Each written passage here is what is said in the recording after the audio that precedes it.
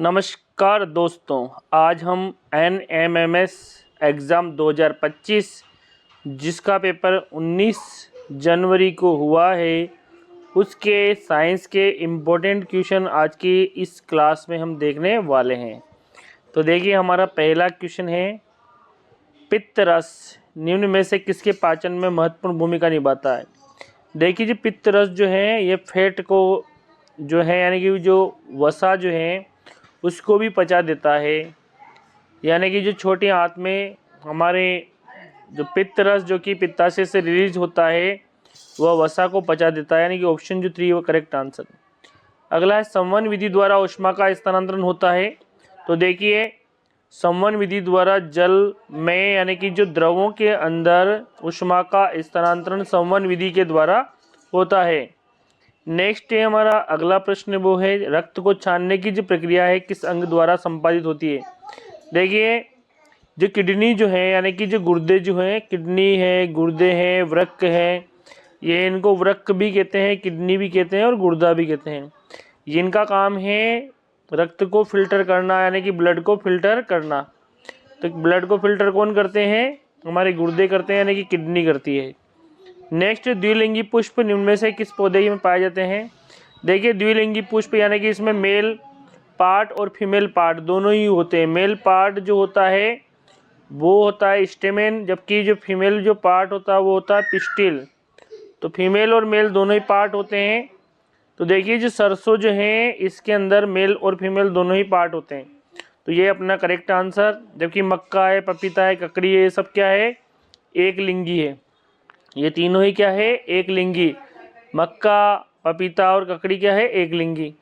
Next है हमारा 40वां प्रश्न, सरल रेखा के अनुदिश गमन करता है। तो देखिए, जो प्रकाश जो है यानी कि जो लाइट है वो हमेशा सीधी रेखा में चलती है। लाइट रे हमेशा सीधी रेखा में चलती है। श्वेत प्रकाश कितने वर्ण का होता है? तो ये 7 रंगों का होता है। 7 रंग कौन कौन से हैं?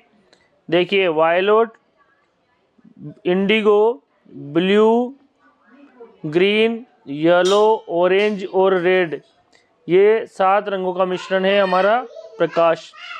नेक्स्ट जो क्वेश्चन है हमारा, चीनी का अल्कोहल में परिवर्तित की जो प्रक्रम है इसको कहते हैं।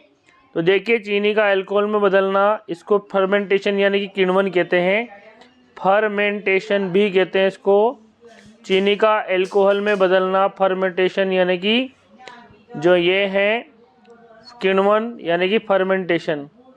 नेक्स्ट जो प्रश्न है हमारा 43वां प्रश्न है, वर्तमान में पक्की सड़कों के निर्माण में किस पेट्रोलियम उत्पाद का उपयोग करते हैं। तो बिटुमिन का उपयोग करते हैं। बिटुमिन जो है इसका उपयोग किया जाता है पक्की सड़कों के लिए, जिसे हम डामर भी कहते हैं। ऊष्मीमान का मात्रक है, देखिए किलो जूल प्रति किलोग्राम, ये जो है कैलोरीफिक वैल्यू का मात्रक है किलो जूल प्रति किलोग्राम। यानी कि जो ऑप्शन जो फर्स्ट है वो आपका करेक्ट आंसर है। नेक्स्ट जो हमारा 45वां प्रश्न है, वनोन्मूलन यानी कि जो हमारा डिफॉरेस्टेशन है उसके क्या परिणाम है। पृथ्वी के तापमान में वृद्धि बिल्कुल होती है। कार्बन डाइऑक्साइड बढ़ेगी, इसकी अमाउंट इसलिए बढ़ेगी जब पेड़ कट जाएंगे तो प्रकाश संश्लेषण नहीं होगा।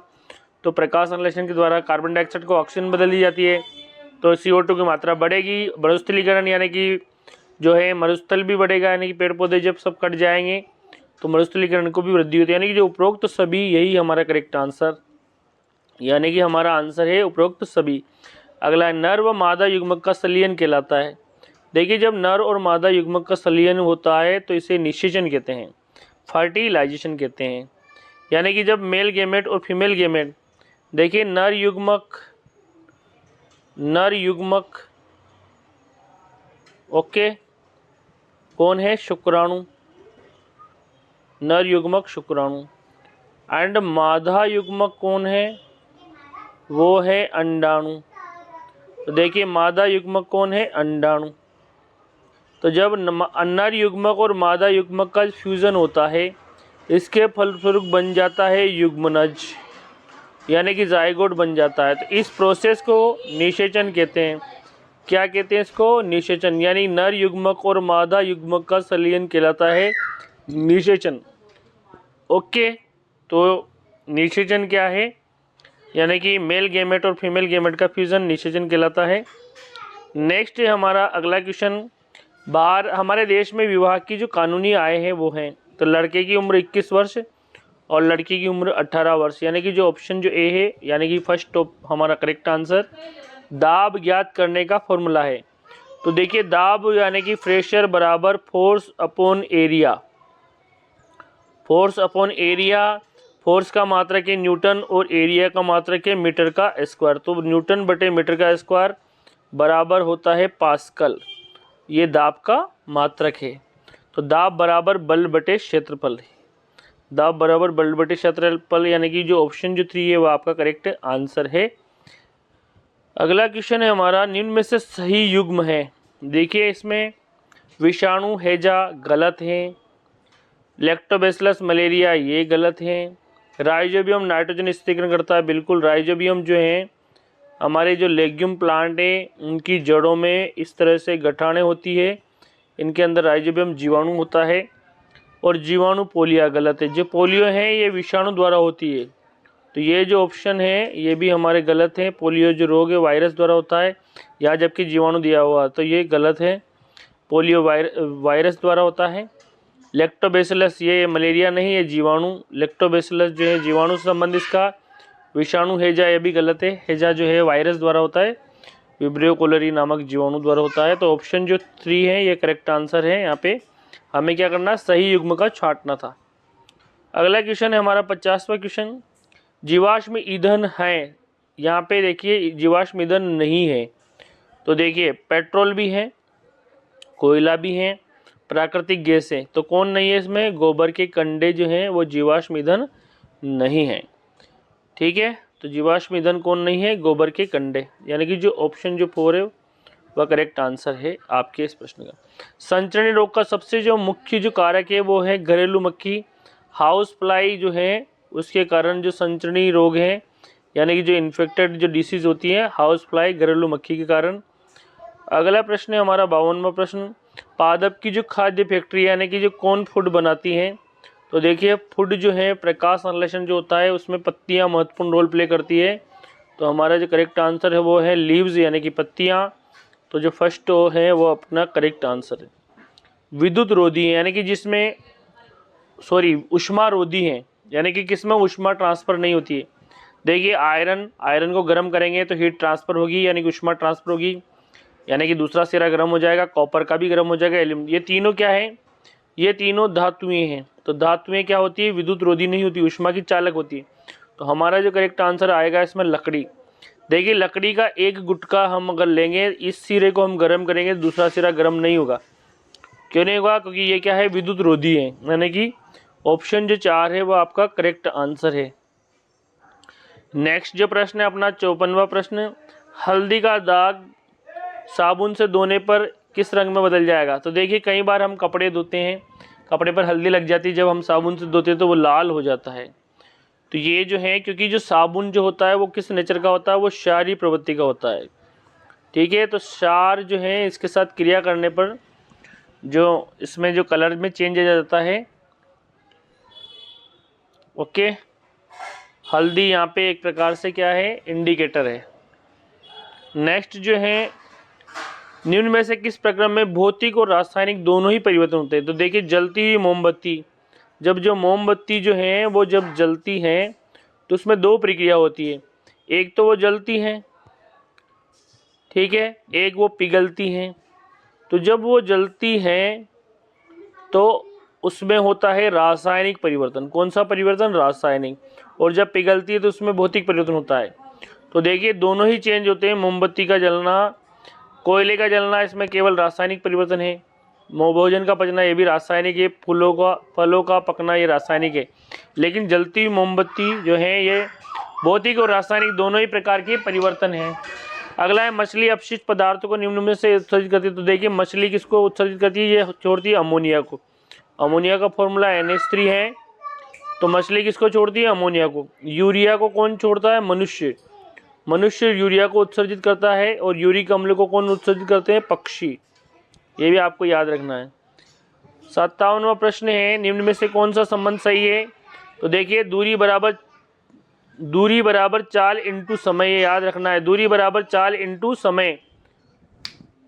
दूरी बराबर चाल इंटू समय, ये याद रखना अपना। देखिए चाल बराबर क्या होता है, दूरी बटे समय। क्या होता है, दूरी बटे समय। ओके, तो दूरी बराबर क्या होगी, दूरी बराबर होगी चाल इंटू समय।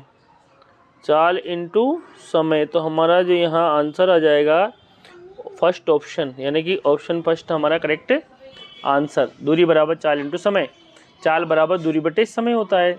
नेक्स्ट जो है 58वां प्रश्न, स्विच ऑन का प्रतीक है। तो देखिए यहाँ पे दूसरा जो ऑप्शन है स्विच ऑन का प्रतीक है, ये स्विच ऑन है, और ये नीचे वाला है ये स्विच ऑफ है।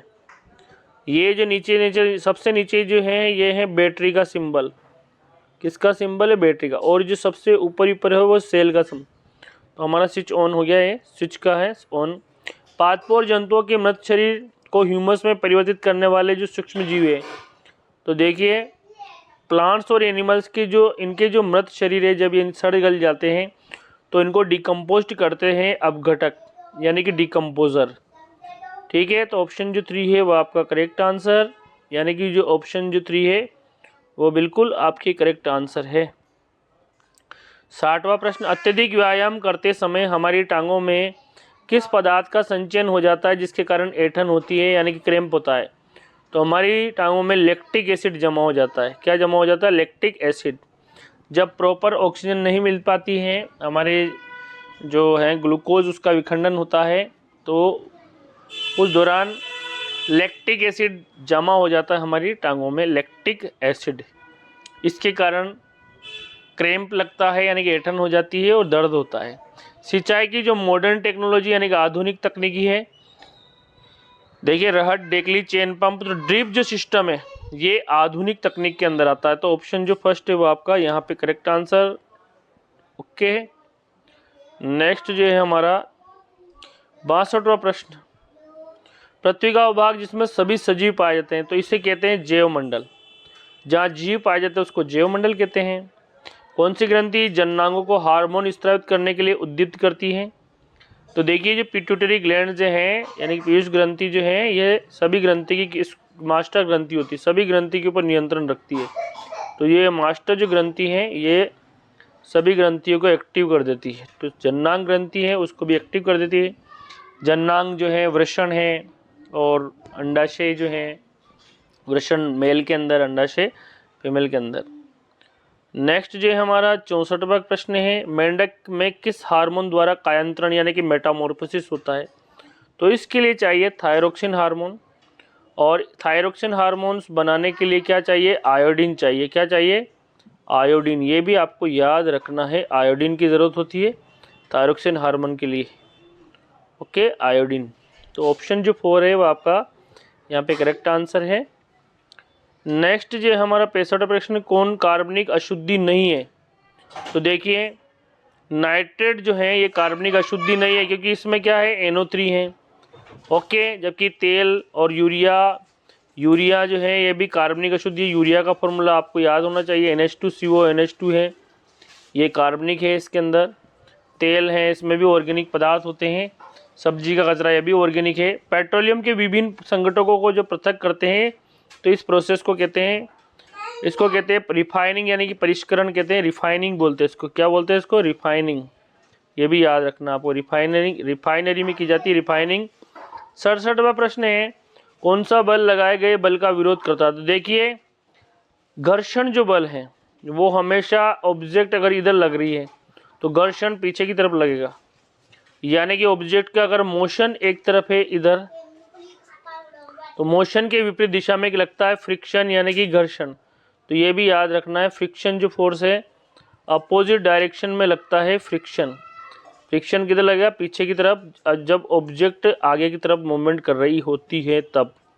ओके, तो फ्रिक्शन यानी कि घर्षण बल। अगला, चींटी के काटने पर जलन को कम करने के लिए खाने का सोडा जो कि क्षारीय पदार्थ है उसको मला जाता है, क्योंकि चींटी त्वचा में क्षारीय द्रव छोड़ती है, चींटी त्वचा में अम्लीय द्रव छोड़ती है, चींटी त्वचा में उदासीन द्रव छोड़ती है, चींटी त्वचा में लवण युक्त द्रव।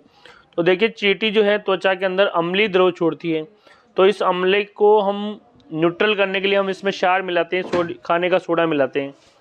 तो यानी कि चींटी के जो अम्ल छोड़ती है उस अम्ल का नाम है फार्मिक अम्ल। कौन सा अम्ल है? फार्मिक अम्ल। ये छोड़ती है चींटी के डंक में फार्मिक अम्ल होता है। इसका फॉर्मूला है HCOOH। और इसको न्यूट्रलाइज करने के लिए हम क्या करते हैं?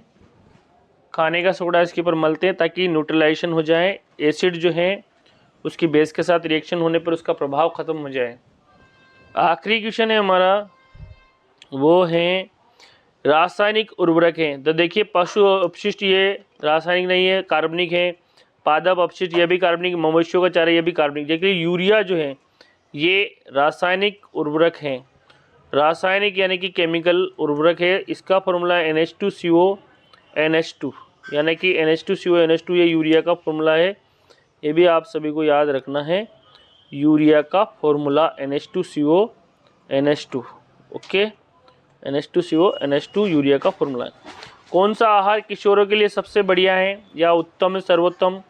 देखिए चिप्स, नूडल, चावल, नूडल, बर्गर, टिक्की चिप्स।